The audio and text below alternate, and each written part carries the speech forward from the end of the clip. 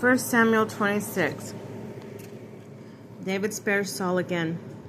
Men from Ziph came to Saul in Gibeah, reporting that David was hiding on the hills of Hakilah at the edge of Jeshimon. So Saul went down to the wilderness of Ziph, and with 3,000 men, 3,000 of the best warriors of Israel, and searched for David in the wilderness of Ziph. Saul camped beside the road on the hill of Hakilah, the edge of Jeshimon. David, who was living in the wilderness, saw that Saul had come into the wilderness after him and sent scouts who confirmed Saul's arrival. David then went to the place where Saul was encamped and saw the spot where Saul and his general Abner, son of Ner, had their sleeping quarters. Saul was laying within the camp, and all his soldiers were bivouacked around him. David asked Ahimelech the Hittite and Abishai, son of Zeruiah, the brother of Joab, who will go down into the camp with me to Saul. Abishai replied, I will. So David and Abishai reached Saul's soldiers by night.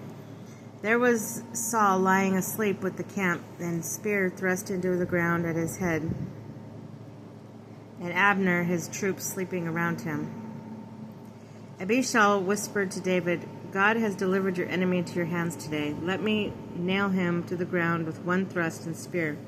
I will not need to strike him twice. But David said to Abishai, do not harm him, for who can lay a hand on the Lord's anointed and remains innocent? As the Lord lives, David declared, only the Lord can strike him, neither when the time comes for him to die, or when he goes out and perishes in battle. But the Lord forbid that I lay a hand on the Lord's anointed.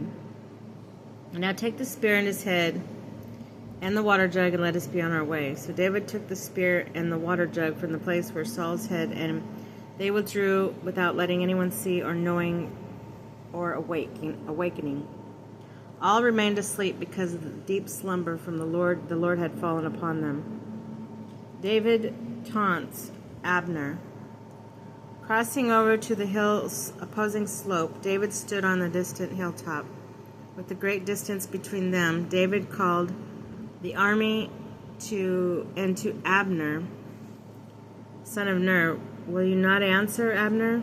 Then Abner shouted back, who is that calls me? David said to Abner, are you not a man? Who in Israel is your equal? Why are you not guarding your lord, the king, when one of his subjects came to assassinate the king, your lord? What you have done is not right. As the Lord lives, you people deserve death because you have not guarded your lord, the anointed of the Lord. Go, look where the king's spear and water jug was at his head. Saul admits his guilt. Saul recognizes David's voice and asks, and is that your voice, David, my son? David answered, yes, my lord and the king.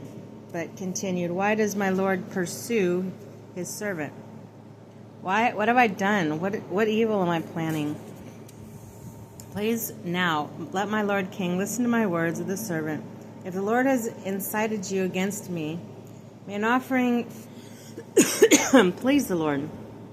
But if the people who have done so, may they be cursed before the Lord.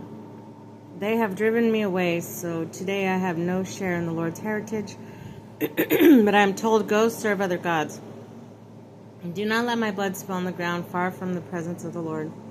For the king of Israel has come to seek a single flea, as if he were hunting a partridge on the mountains. Saul then said, I have done wrong. Come back, David, my son. I will not harm you again, because you considered my life precious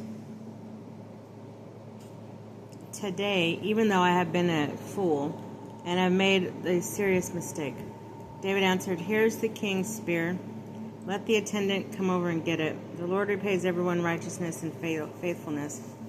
Although the Lord delivered you into my hands today, I could not lay a hand on the Lord's anointed. Just as I regarded your life as precious today, so may the Lord regard my life as precious and deliver me from all dangers.